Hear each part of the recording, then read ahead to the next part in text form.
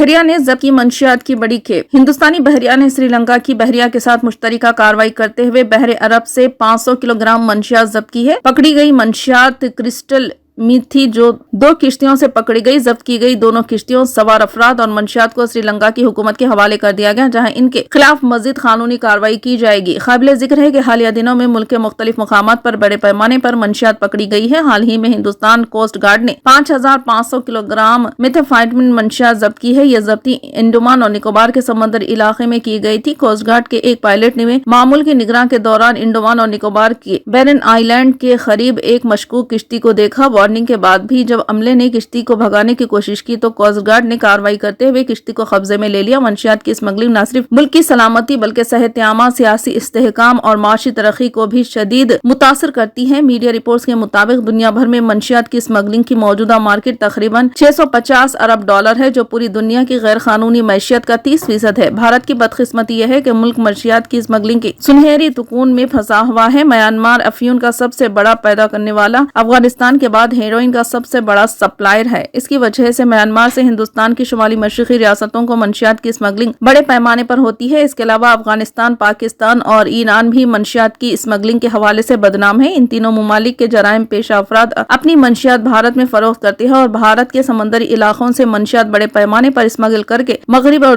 دنیا کے دیگر ممالک میں بھیجی جاتی ہے۔ یہی وجہ ہے کہ بھارت میں بڑے پیمانے پر منشیات پکڑے جانے کے واقعات اکثر سامنے آتے رہتے ہیں۔